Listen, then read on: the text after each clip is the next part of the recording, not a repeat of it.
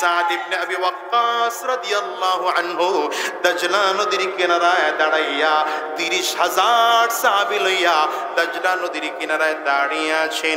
ওই দিকে তাকায় দেখে নদীর ওই পাড়ে লক্ষ লক্ষ কাফিররা দাঁড়ানো। সাদ ইবনে আবি ওয়াক্কাস রাদিয়াল্লাহু আনহু হলেন সেনাপতি। সাহাবায়ে কেরামদের মাঝে দাঁড়ায় বলেন, নবীর সাহাবীরা, আল্লাহর নবীর দ্বীন কি নদীর এই পাড়েই রাখবা না ওই পাড়েও তোমরা নিতে চাও? সব সাহাবীরা একসাথে চিৎকার করে উঠল, নবীর সাহাবী সাদ, আপনি যদি আমাদেরকে বলেন আমরা এখানে থাকবো না, নদী প্রয়োজনে সাঁতার কেটে কেটে কেটে কেটে আমরা ওই পারে যাব। কেমনে যাবে ওই পার? নৌকা নাই, জাহাজ নাই, ট্রলার নাই, ব্রিজ নাই, পার হয়ে ওই পার যাবে। ওদিকে উত্তাল সাগরের ঢেউ। সাহাবায়ে কেরাম সব পেরেশান হয়ে গেলেন, কিন্তু নবীর দ্বীনকে ওপারে নিয়েই তারা ছাড়বেন। সাদ ইবনে আবি ওয়াক্কাস রাদিয়াল্লাহু আনহু ছিলেন নবীজির সাহাবায়ে কেরামদের মধ্যে মুস্তাজাবুদ দাওয়াত, যে 10 জন সাহাবীকে জান্নাতের সার্টিফিকেট দিয়েছিলেন আমার নবী। এর মধ্যে অন্যতম সাহাবী ছিলেন সাদ ইবনে আবি ওয়াক্কাস রাদিয়াল্লাহু আনহু, যিনি ইসলামের 2য় বর্ষে নবীর হাতে হাত দিয়ে কালিমা পড়ে মুসলমান হয়েছেন। এই সাদ ইবনে আবি ওয়াক্কাস নদীর কিনারায় দাঁড়াইয়া হাত তুলে আল্লাহর কাছে বলতে আরম্ভ করেছে, আয় আল্লাহ, আমরা নবীর দ্বীনকে, নবীর ইসলামকে, তোমার কোরআনের আওয়াজকে, ইসলামের পতাকা দাজলা নদীর এই পারে রাখতে চাই না, নদীর ওই পারেও আমরা নিয়ে যাইতে চাই। মালিক গো, কেমন করে নদীর ওই পারে পার হব জানি না, তবে তুমি যদি চাও 30,000 সাহাবায়ে কেরামদেরকে তুমি পার করাইয়া দিতে পারো। তোমার নবী মুসা আলাইহিস সালাতু ওয়াস সালামের জন্য এবং তার উম্মতের জন্য নদী ভাগ করে মাঝখান দিয়ে রাস্তা তৈরি করে দিয়েছিল। দুই দিকে পানি দাঁড়ায় ছিল, মাঝখান দিয়ে রাস্তা তৈরি করে দিয়েছিল। আল্লাহ, আমরা মুহাম্মদুর রাসূলুল্লাহর উম্মত, আমাদের জন্য যেমন করে হোক রাস্তার ব্যবস্থা করে দাও। জজবার হালাতে সাদ ইবনে আবি ওয়াক্কাস 30,000 সাহাবায়ে কেরামদেরকে বলে, নবীর সাহাবীরা শোনো, এখন আমি যা করব তোমরাও তাই করবা। কথা বলতে দেরি হয়, সাদ ইবনে আবি ওয়াক্কাস নিজের ঘোড়াটা নদীর পানির মধ্যে নামায়া দিলেন। 30,000 সাহাবায়ে কেরাম তাদের ঘোড়া, তাদের উট, যাদের ঘোড়া ছিল না, উট ছিল না, পায়ে হাঁটতে হাঁটতে রওনা করেছে। আশ্চর্যের ব্যাপার, কাফিররা তাকায় তাকায় দেখে মুসলমানরা পানির মধ্যে ডুবে যায় না, পানির উপর দিয়া ঘোড়া হাঁকায়া হাঁকায়া নদী পার হয়। আল্লাহ এখনো নাই মনে হয়, এখনো আল্লাহ আছে। ওই জোরে বলেন, ওই আল্লাহ এখনো আছে। এই দুনিয়ার মুসলমানেরা এই দৃশ্য দেখেই বেঈমানরা পালাতে বাধ্য হয়েছে। অল্প কিছু কাফিররা নতজানু করে এরা দাঁড়িয়ে আছে। হযরত সাদ ইবনে আবি ওয়াক্কাস রাদিয়াল্লাহু আনহু সৈন্য বাহিনী নিয়ে ওই পারে পার হয়ে গেলেন। এই কাফিরদেরকে জিজ্ঞাসা করলেন, সবাই অস্ত্র শস্ত্র ফেলে পালালো, তোমরা কেন দাঁড়িয়ে আছো? বলে, আমরা দাঁড়িয়ে দাঁড়িয়ে দৃশ্য দেখতেছিলাম, আমাদের কাছে মনে হলো পানির উপর দিয়ে ঘোড়া চালাও না, মরুভূমির বালুর উপর দিয়ে ঘোড়া চালাইলে যেমন ঘোড়ার বাড়িতে বাড়িতে বালু উঠতে থাকে, ধুলা উড়ে, আমাদের কাছে মনে হয় এটা নদীর কোনো পানি নয়, মরুভূমির উপর দিয়ে ঘোড়া চালাইছ। বলেন যে আল্লাহ পার করেছে, সে আল্লাহ এখনো আছেন না? না, যিনি পার করেছেন তিনি কে? আরো জোরে চিল্লা বলো না, তিনি কে? এবার কাফির মুশরিকরা সব মিলে পরামর্শ করলো, সাদ ইবনে আবি ওয়াক্কাসের এই বিশাল বাহিনী যদি আমাদের এলাকার মধ্যে তারা আক্রমণ করেই বসে, তাইলে আমরা কেউ বাঁচবো না। ওরা চালাকি করে মুসলমানদের রাত্রি যাপন করার জন্য ঠিকানা দিয়ে দিল, পরামর্শ করে তোমরা জঙ্গলার মধ্যে গিয়ে থাকো। মুসলমানেরা জঙ্গলের মধ্যে গিয়ে বসবাস করবে, রাত্রিবেলা কাটাবে। এই জন্য জঙ্গলের দিকে আগাইতে আরম্ভ করেছে।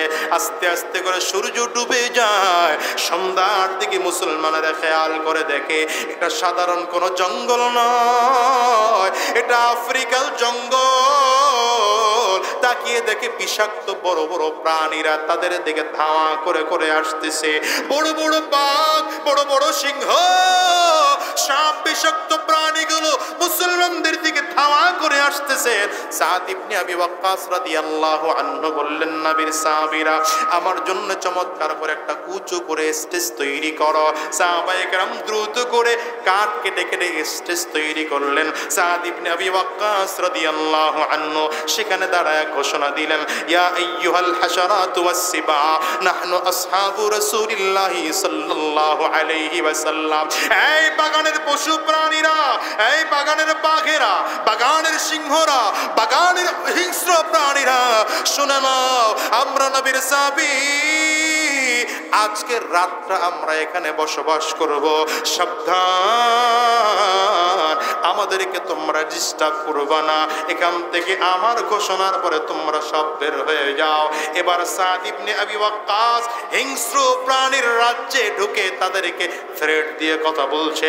সাদ ইবনে আবি ওয়াক্কাস বলেন, সাবধান, আমার এই ঘোষণার পরে পুকুর বাগানের মধ্যে যদি কোনো হিংস্র প্রাণীকে আমরা পাই তাদেরকে হত্যা করব।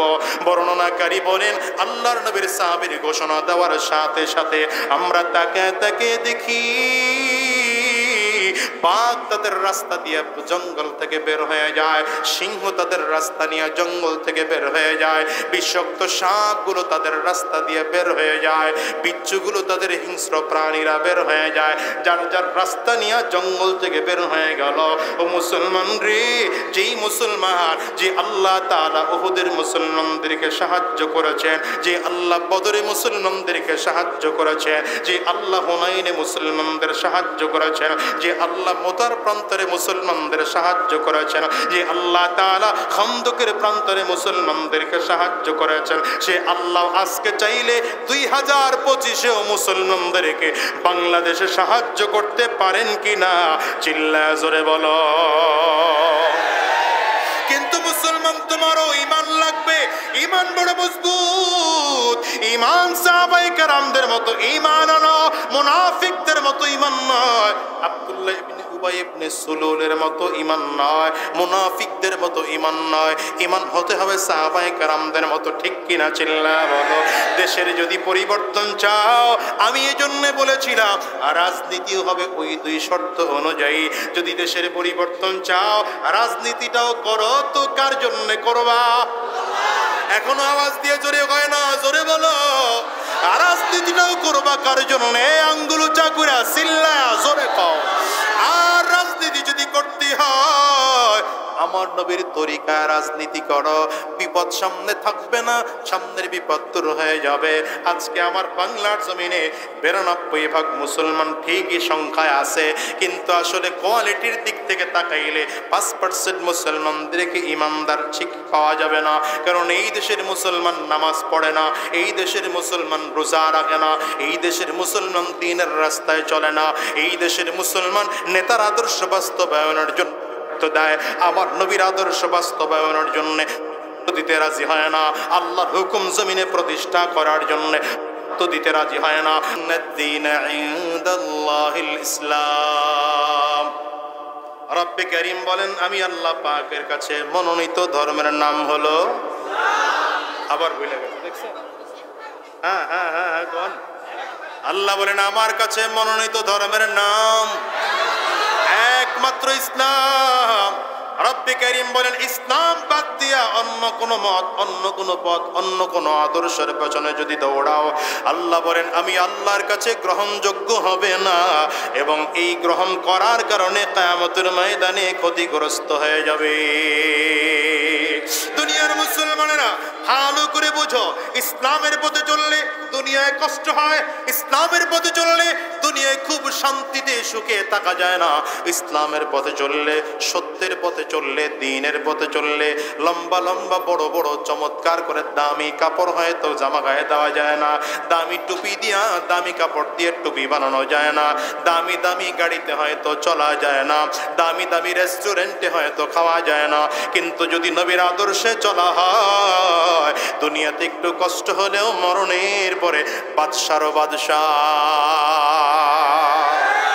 কারণ দুনিয়ার অবস্থা হলো, আল্লাহ তাআলা দুনিয়াটা কাফিরদের জন্য শান্তির জায়গা রাখছেন, ইমানদারদের জন্য একটু কষ্টের জায়গা রাখছেন। কারণ ইমানদার চাইলেই ঘুষ খাইতে পারবে না, ইমানদার চাইলে সুদ খাইতে পারবে না, ইমানদার চাইলে হারাম কাজে লিপ্ত হতে পারবে না, ইমানদার চাইলে মিথ্যা কথা বলতে পারবে না।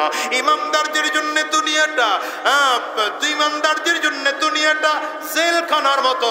ইমানদারদের দুনিয়া একটু কষ্ট হয়, কিন্তু কোন ইমানদার যদি কষ্ট স্বীকার করে দুনিয়ার জীবনে চলতে পারে, মৃত্যুবরণ করে কবরে যাইতে দেরি হয়, আমার মালিক বলেন গোলাম রে জান্নাত তোরে দিয়ে দিলাম। হয়তো দুনিয়া ইসলামের পথে চললে বাড়ি ছাড়া লাগবে, ঘর ছাড়া লাগবে, ঠিক না বেঠিক? কারণ আমার নবীও তো ঘর ছাড়তে বাধ্য হয়েছেন দ্বীনের কথা বলার কারণে। 40টা বছর আমার নবী মক্কায় ছিলেন, কাফির শত্রু ছিল না, মুশরিকরা শত্রু ছিল না, বরঞ্চ কাফিররা আমার নবীকে উপাধি দিয়েছে আমিন, আল আমিন। আমার নবী বিশ্বাসী, সাদিক নামে উপাধি দিয়েছে। আমার নবী সত্যবাদী, মাসদুক নামে উপাধি দিয়েছে। আমার নবীর সাথে যারা চলে তাদেরকে ওরা সত্যবাদী বলেছে। মক্কার কাফিররা নিজের বাবাকে বিশ্বাস করত না, মাকে বিশ্বাস করত না, আমার নবীকে তারা বিশ্বাস করত। নিজের সন্তানকে বিশ্বাস করে না, কিন্তু আমার নবীকে বিশ্বাস করে। সম্পদ যদি আমানত রাখা লাগতো, নিজের সন্তানের কাছে রাখতো না, আমার নবীর কাছে সম্পদ আমানত রাখতো। কারণ এরা জানে আমার নবীর কাছে যদি আমানত রাখা হয়, একটা পয়সার ডান বাম হবে না। এই 40টা বছর আমার নবীর কোন শত্রু গোটা মক্কার জমিনের মধ্যে নাই। কিন্তু যেদিন আমার নবী সাফা পাহাড়ের কিনারায় দাঁড়ায় বললেন, ইয়া আইয়ুহান নাস কুলু লা ইলাহা ইল্লাল্লাহ তুফলিহুন। যখনই আমার নবী এই ঘোষণা দিলেন, মক্কার মানুষেরা এক আল্লাহকে রব বলে স্বীকার করে নাও, তাহলেই তোমরা সফল কাম হয়ে যাবে। মক্কার কাফির মুশরিকরা আমার নবীর বিরোধিতা করতে আরম্ভ করলো। বিরোধিতার মাত্রা এত পরিমাণ বাড়া বেড়েছে, প্রথমে আমার নবীকে বলল পাগল, এরপরে আমার নবীকে বলে জাদুকর, এরপরে আমার নবীকে বলে কবি, এরপরে আমার নবীকে বলে গণক। গালি এখনো আছে না নাই? একদল আলেমদেরকে দেখলে কয় রাজাকার, কথা কয় না রে জাতি। ওই নবীরে যারা গালি দিয়েছে বুঝলে দেখবেন এরা এদের প্রেতাত্মা, ঠিক কি না? আজ করে বলো। আমার নবীরে ওরা জাদুকর বলে গালি দিয়েছে।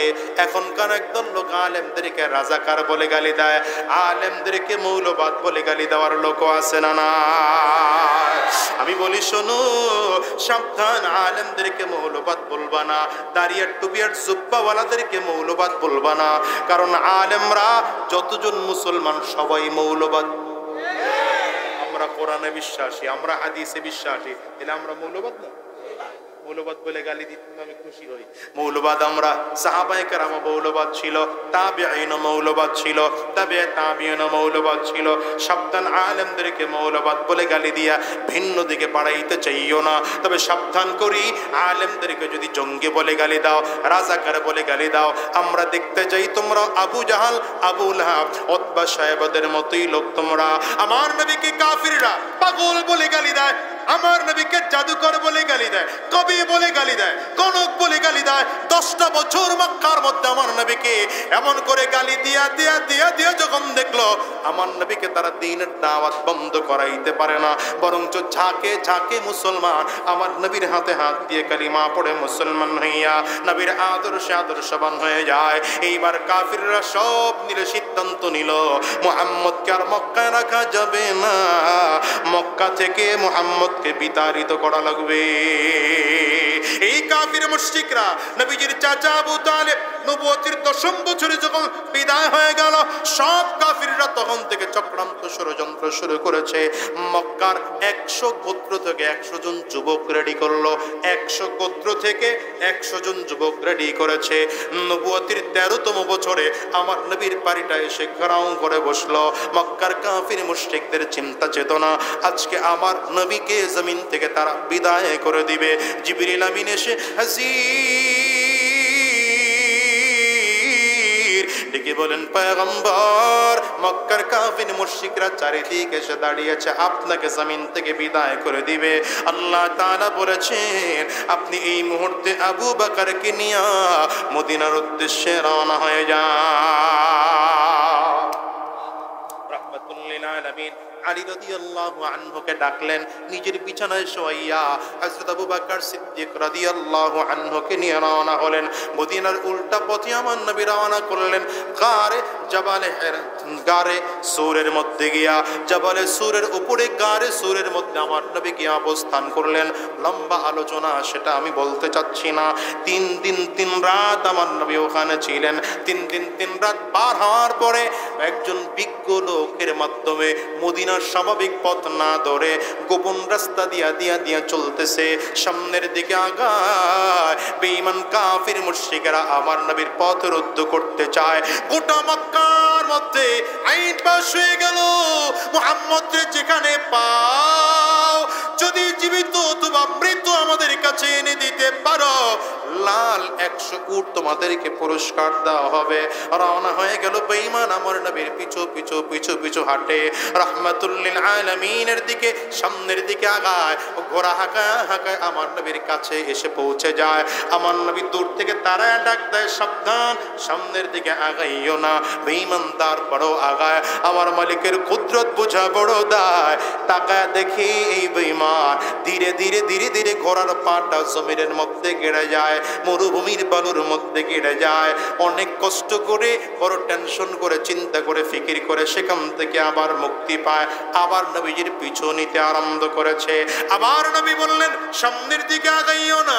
বেঈমান আবারও সামনের দিকে আগায়। বুখারীর বর্ণনা, রাহমাতুল লিল আলামিন যখন দ্বিতীয়বার নিষেধ করেন, এই বেঈমান এরপরেও যখন সামনের দিকে আগায়, এবার ঘূর্ণিঝড় চারিদিক থেকে তৈরি হলো। চারিদিক থেকে বালু এসে পুরোটা জড়ায় ধরতে আরম্ভ করলো।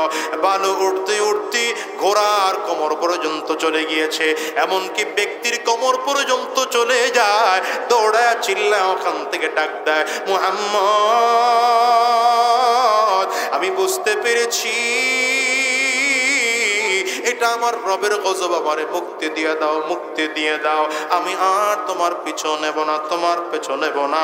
তুমি যদি আমারে মুক্তি দিয়ে দাও, কাফিররাও যেন তোমারে না খুঁজে। এমন করে আমি তোমার জন্য, তোমার বিরুদ্ধে তাদের কথা বলে দেব। বলবো এই রাস্তা দিয়ে মুহাম্মদুর রাসূলুল্লাহ হাঁটে নাই। রাহমাতুল লিল আলামিন দোয়া করলেন, লোকটা মুক্তি পেয়ে গেল।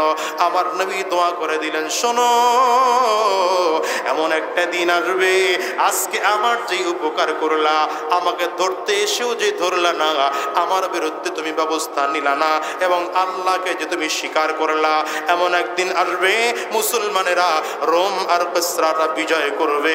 সেই রোম সম্রাটের বড় বড় স্বর্ণের সেই মুরুলিগুলো, স্বর্ণের তাজ তুমি মাথায় পড়বা। আমার নবী খুশি হয়ে তার জন্য দোয়া করে দিলেন। লোকটা ফিরে আসলো মক্কায়, এসে বলে মুহাম্মদ রে কোথাও খুঁজে পাই নাই। ওই দিকে গিয়ে লাভ না হয়, মুহাম্মদ রে খুঁজে পাইবা না। এই মানুষটা মক্কা বিজয়ের সময় কালিমা পড়ে মুসলমান হয়ে যায়। নবীজির ইন্তেকাল হয়ে গেল, আবু বকর সিদ্দিকের ইন্তেকাল হয়ে গেল, ওমর ফারুক রাদিয়াল্লাহু আনহুর জামানায় রোম সম্রাট, রোম রাজ্য বিজয় হয়ে গেল। হযরত ওমর যখন তাকায় দেখলেন রোম দেশ থেকে বিশাল বড় সাম্রাজ্যের গনিমতগুলো আসতেছে, হযরত ওমর রোম সম্রাটের মাথার মুকুটটা নিয়ে ডাক দেয়, নবীর ওই সাহাবীরে ডাকো, তার মাথায় আমি নবীজির কথা অনুযায়ী মুকুট পরায় দিতে চাই। এই দুনিয়ার মুসলমান ভয় পাও দিনের জন্য, ইসলামের পথে চলতে ভয় পাও, কোরআনের পথে চলতে ভয় পাও। আমরা তো মুসা পয়গম্বরের উম্মত নই, আমরা তো মুহাম্মদুর রাসূলুল্লাহর উম্মত। আমাদেরকে আল্লাহ তাআলা যুগে যুগে যুগে যুগে সাহায্য করে দেখিয়েছেন, ঠিক না বেঠিক? আওয়াজ করে জোরে বল। রাজনীতি হুজুররাও করে, তারাও করে, আছে না? এখন হুজুররা রাজনীতি করে, এটা জনগণ কিছুটা মানতে শুরু করছে আলহামদুলিল্লাহ। এক সময় হুজুররা রাজনীতি করলে এখন জ্বালা পোড়া শুরু হয়ে যায়। আর একদল মানুষ বলতো হুজুরেরা আবার রাজনীতি করবে কেন? আপনারা মনে হয় বলতেন না, বলতো একদল, কি আছে না নাই? কিন্তু আলহামদুলিল্লাহ এখন পাবলিক বলা শুরু করেছে, হুজুর এবার আপনারা এক হন, আমরা আপনা করে ভোট দেব। দেখছেন পরিবর্তন কত হয়েছে? আরে ভাই, আমরা তো এটাই পরিবর্তন চাই। হুজুররা ক্ষমতায় যেতে পারবে না, এটা আমরা জানি, কারণ গোটা বিশ্ব আজ বেঈমানদের দখলে, কাফিরদের দখলে, মুশরিকদের দখলে, ইসলাম বিদ্বেষীদের দখলে। বাংলাদেশের ৯২% মুসলমান সব যদি একত্রিত হয়ে যান, দেশে আলেমদেরকে ইসলামী শাসন ব্যবস্থা করতে দিবে না তারা। কিন্তু এই যে পরিবর্তনটুকু হয়েছে, এতদিন বলতেন হুজুররা রাজনীতি করবে কেন, সেই মানুষগুলো এখন বলে হুজুর আপনারা এক হন, আমরা আপনাদের সাথে আছি। এরাই আগামী 10 বছর পরে বলবে সব বাদ দিয়ে দাও, no east no west, Islam is the best. ঠিক কিনা? আওয়াজ করে। এই পরিবর্তনের জন্যই ভাই ওয়াজ করি, মানুষকে এই পরিবর্তনটুকু করার জন্যই জুমার দিনের খুতবা, এই পরিবর্তনটুকু করার জন্যই জামাতে তাবলীগের হক জামাতের মেহনত, এই পরিবর্তনটুকুর জন্যই হক্কানি পীর মাশায়েখদের মেহনত, এই পরিবর্তনটুকুর জন্যই জায়গায় জায়গায় ওয়াজ মাহফিল। ঠিক না? কারণ রব্বি কারীম বলেন ইন্নাদ-দীনা ইনদাল্লাহিল ইসলাম, ইন্নাদ-দীনা ইনদাল্লাহিল ইসলাম। আবার আল্লাহ বলেন ومن يبتغ غير الإسلام دينا فلن يقبل منه وهو في الآخرة من الخاسرين।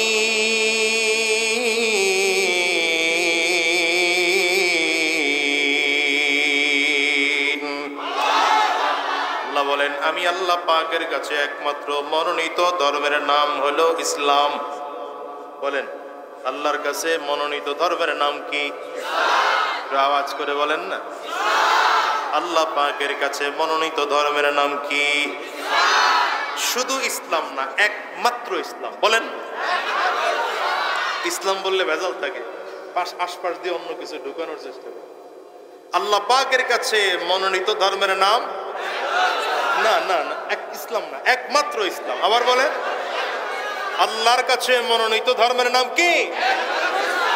মাশাআল্লাহ, সবাই কিন্তু বলেন, স্টেজে আওয়াজ ভালো পাই না।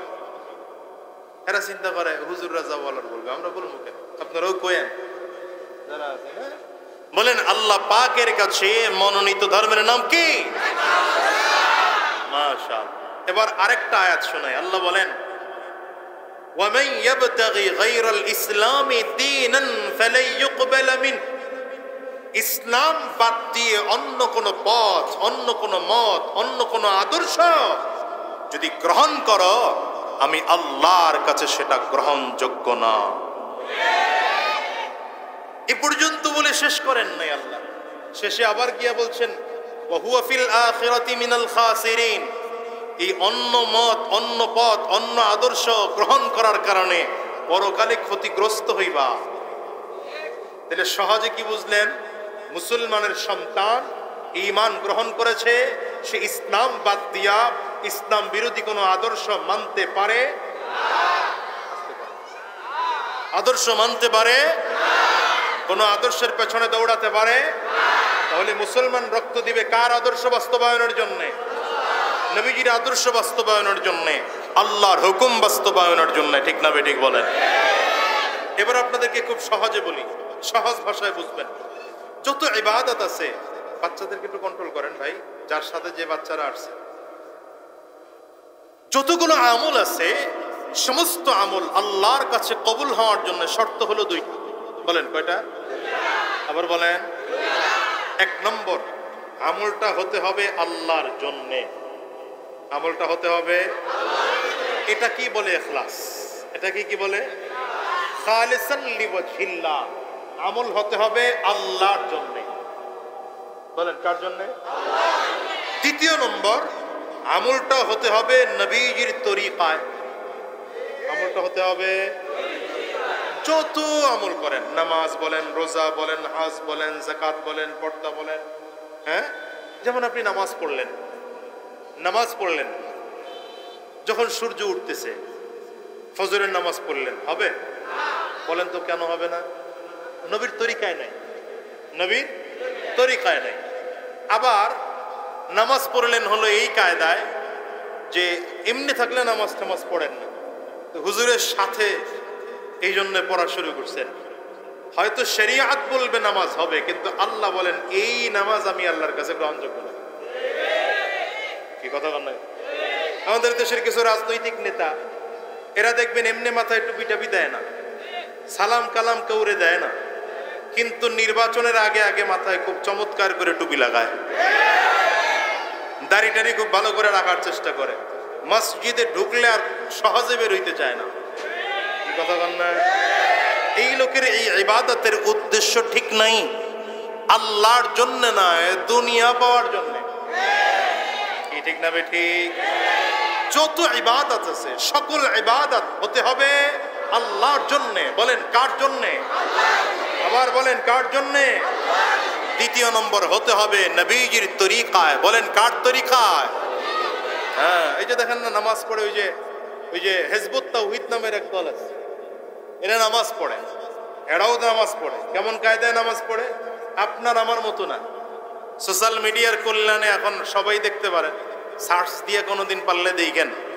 এরা নামাজের সিস্টেম হলো আপনার আমার মতো স্বাভাবিক পর্যায়ে আল্লাহু আকবার বলে হাত স্বাভাবিক বাঁধবে না। এদের হিসাব নিকাশ হলো এটা সোলজার ট্রেনিং, সুতরাং সেনাবাহিনীর ট্রেনিং এর মতো আলাদা হিসাব নিকাশ করে পড়তে হবে। আল্লাহু আকবার করে হাত বাঁধতে হবে, খুব জোরে সোরে। রুকুতে স্বাভাবিক গেলে হবে না, ধাক্কা দিয়ে জোরে যাওয়া লাগবে। সামনে যদি লোহা টোহা থাকে তাহলে কপাল ফাটতেও পারে। এরাও নামাজ পড়ে, কিন্তু এদের নামাজ আল্লাহর কাছে গ্রহণযোগ্য না, কবুল হবে না। কেন বলেন তো? আল্লাহর জন্য নামাজ নাই, নবীজির তরিকায় নামাজ নেই। তাহলে নামাজ কবুল হওয়ার জন্য শর্ত কয়টা? রোজা কবুল হওয়ার জন্য শর্ত কয়টা? যাকাত কবুল হওয়ার জন্য শর্ত কয়টা? পর্দা কবুল হওয়ার জন্য শর্ত কয়টা? দাড়ি রাখলাম, দাড়ি রেখে গুনাহ হবে না, সওয়াব হবে, সেজন্য শর্ত কয়টা? দাড়ি রাখলেও রাখছি কি জন্যে, কাটলেও কাটছি কি জন্যে? তো চাকরির ভয়ে দাড়ি কেটে লাগে, কে আছে না নাই? দাড়ি রাখলাম, কতটুকু রাখলাম? রাখার একটা মাপকাঠি আছে না নাই? তাইলে দাড়ি রাখবো, রাখতে হলেও আল্লাহর জন্য রাখতে হবে, নবীজির সুন্নাহ তরিকায় রাখতে হবে। নবীজির সুন্নাহ তরিকা কি? দাড়িটারে মুঠ করে ধরেন, ধরার পরে এই যে একদম নিচে ছোট ছোট দেখা যায়, এই এক মুষ্টির নিচে হলে কাটার অনুমতি আছে, এর উপরে কাটার অনুমতি নাই। তাহলে রাখলে এই পদ্ধতি রাখতে হবে, এই পদ্ধতি নাই, দাড়ি রাখার দ্বারা সওয়াব হবে না। তাহলে সহজ হিসাবে বুঝলেন, সব ইবাদত কবুল হওয়ার জন্য শর্ত দুইটা। এক নম্বর হতে হবে আল্লাহর জন্যে, দ্বিতীয় নম্বর হতে হবে নবীজির তরিকায়। তাহলে নামাজ কবুল হওয়ার জন্য শর্তই দুইটা, রোজা কবুল হওয়ার জন্য শর্তই দুইটা, যাকাত কবুল হওয়ার জন্য শর্তই দুইটা। এই দুই শর্ত যদি না থাকে, নামাজকে নামাজ বলবে না, রোজাকে রোজা বলবে না, যাকাতকে যাকাত বলবে না। তাহলে আপনারা একটু বলেন, নামাজের জন্য যদি দুই শর্ত লাগে, রোজার জন্য যদি দুই শর্ত লাগে, যাকাতের জন্য যদি দুই শর্ত লাগে, হজের জন্য যদি দুই শর্ত লাগে, রাজনীতির জন্য এই দুই শর্ত দরকার নাই? রেজাল্ট এই জায়গায়, রেজাল্ট এই জায়গায়। আচ্ছা বলেন তো, রাজনীতিটাও হতে হবে কার জন্য? মুশকিলটা এখানে। এই রাজনীতিবিদরা থাকতে পারেন, আমার মাইকের আওয়াজ আপনার কান পর্যন্ত পৌঁছতে পারে, ঠান্ডা মাথায় বুঝেন।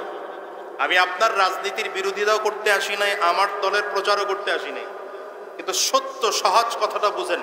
বলেন, রাজনীতি করার জন্যও শর্ত কয়টা? এক নম্বর, রাজনীতি হতে হবে আল্লাহর জন্য, মাশাআল্লাহ। দ্বিতীয় নম্বর হতে হবে নবীজির তরিকা। এই কি তাহলে হয়ে গেছে সব? রাজনীতি এবার নবীর তরিকায় হয়। আগে আপনাদের সাথে একটা ছোট্ট কথা ক্লিয়ার করি। আচ্ছা বলেন তো, রাজনীতি ইবাদত না ইবাদত না? এটা তো আগে ক্লিয়ার করে। রাজনীতি যদি ইবাদত না হয়, তাইলে ভাই আপনার সাথে আমার কোনো কথা নেই। কারণ রাজনীতিকে অনেক এদেশের মানুষ ইবাদত মনে করে না, আর এটা মনে করা না করার কারণেই নবীর তরিকায় রাজনীতি করে না, কোরআন ও সুন্নাহয় রাজনীতি করে না, ইসলাম অনুযায়ী তারা রাজনীতি করে না, আমার নবীর আদর্শ অনুযায়ী রাজনীতি করে না। এবং এই কারণেই ওই রাজনৈতিক দলে চাঁদাবাজ তৈরি হয়, খুনি তৈরি হয়, ধর্ষক তৈরি হয়, লুণ্ঠনকারী তৈরি হয়, ছিনতাইকারী তৈরি হয়, আর সর্বশেষ দেখা যায় ছাত্রগণ অভ্যুত্থানের ভয়ে দেশ ছেড়ে পালাতে বাধ্য হয়। কি কথা বল না কেন? আচ্ছা, রাজনীতি আমার নবী করছেন না করেন নাই? সন্দেহ আছে? বলেন সন্দেহ আছে? আমার নবীর প্রথম পরিচয়, আমার নবী সাইয়্যিদুল আম্বিয়া, ইমামুল আম্বিয়া, সাইয়্যিদুল মুরসালিন, ইমামুল মুরসালিন, নবীদের শ্রেষ্ঠ নবী, নবীদের সরদার নবী, নবীদের ইমাম নবী, রসুলদের সরদার রসুল, রসুলদের ইমাম রসুল। সুবহানাল্লাহ বলে। রব্বে করিম তো এজন্য নবীজির আদর্শ গোটা জাতির মাঝে দিয়েছেন। লাকাদ কানা লাকুম ফি রাসূলিল্লাহি উসওয়াতুন হাসানা, লাকাদ কানা লাকুম ফি রাসূলিল্লাহি উসওয়াতুন হাসানা। আল্লাহ বলেন তোমাদের জন্য রয়েছে নবীজির মধ্যে গ্রহণ করার মতো উত্তম আদর্শ, তোমাদের জন্য রয়েছে নবীজির মধ্যে গ্রহণ করার মতো উত্তম আদর্শ।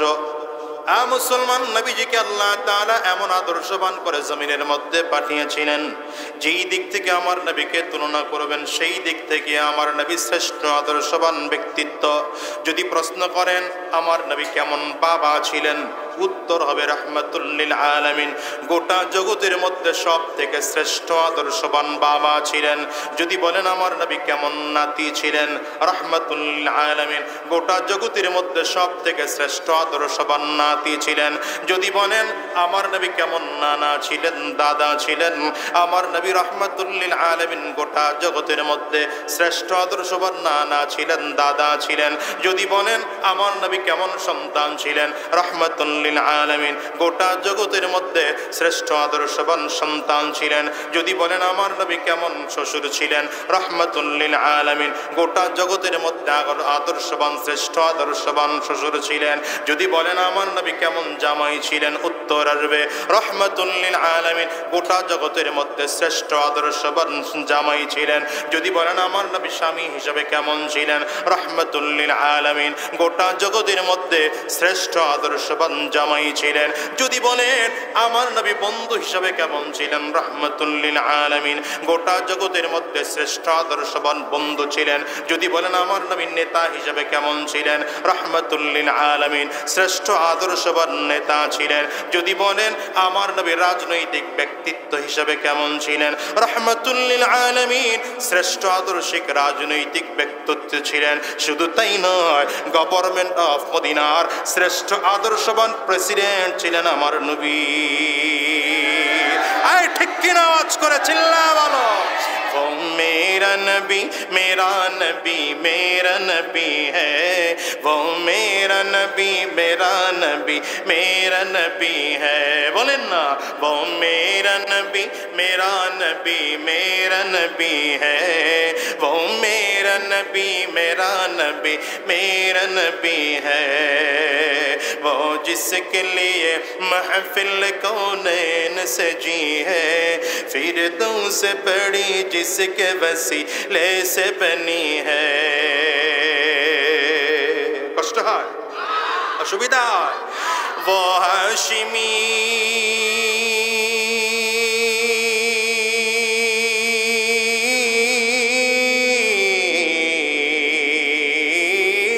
वो हाशिमी मक्की मदनी युल अरबी है, वो मेरा नबी मेरा नबी मेरा नबी है, वो मेरा नबी मेरा नबी मेरा नबी है। अल्लाह का फरमान अलम नशरह लक सदरक, मनसूब है जी से वरफा नालक ज़िक्रक। अल्लाहु अकबर जोरे बोलो। अरे कुरआनुल करीम আমার আল্লাহ তাআলা 25 জন নাম নবীর নাম নিয়েছেন। সবাইকে আল্লাহ তাআলা কোরআনে নাম ধরে ডেকেছেন। আমার নবীকে আল্লাহ তাআলা কোরআনে নাম ধরে ডাকেন নাই। আদম আলাইহিস সালামকে আল্লাহ কোরআনে ইয়া আদম বলে ডেকেছেন। মুসা আলাইহিস সালামকে কোরআনে আল্লাহ ইয়া মুসা বলে ডেকেছেন। দাউদ আলাইহিস সালামকে কোরআনে ইয়া দাউদ বলে ডেকেছেন। নূহ আলাইহিস সালামকে কোরআনে আল্লাহ ইয়া নূহ বলে ডেকেছেন। ঈসা আলাইহিস সালামকে কোরআনে আল্লাহ তাআলা ইয়া ঈসা বলে ডেকেছেন। আমার নবীকে আল্লাহ তাআলা কোরআনের কোথাও ইয়া মুহাম্মদ বলে নাম ধরে ডাকেননি। ডেকেছেন তো আলাদা উপাধি দিয়ে, তাহা বলে ডেকেছেন, ইয়াসিন বলে ডেকেছেন, ইয়া আইয়ুহাল মুজাম্মিল বলে ডেকেছেন, ইয়া আইয়ুহাল মুদ্দাসসির নাসির বলে ডেকেছেন। নবীজির সাথে আল্লাহ তাআলা কথা বলবেন, তো চমৎকার করে আল্লাহ কথা বলেন, আলাম নাশরাহ লাকা সাদরাক ওয়া ওয়াদা'না আনকা বিসরাক আল্লাযী আনকাযা যাহরাক। নবীজিকে আল্লাহ তাআলা সান্ত্বনা দেবেন, তো আল্লাহ তাআলা বলেন ওয়া রাফা'না লাকা যিকরাক, রাহমাতুল লিল আলামিনকে আল্লাহ তাআলা পুরনো স্মৃতি স্মরণ করিয়ে দেন, তো আল্লাহ তাআলা বলেন আলাম ইয়াজিদকা ইয়াতীমান ফাআওয়া ওয়া ওয়াজাদাকা দাল্লান ফাহাদা ওয়া ওয়াজাদাকা আইলান ফাআগনা। আরে রাহমাতুল লিল আলামিনকে আল্লাহ তাআলা গোটা জাতির কাছে এত সম্মান দিলেন, সব নবীকে আল্লাহ তাআলা নাম ধরে ডাকেন, আমার নবীকে আল্লাহ নাম ধরে ডাকেন না। আল্লাহু আকবার, জোরে বলো না। কিন্তু এই জাতি নবীকে চিনল না, নবীর আদর্শ মানল না।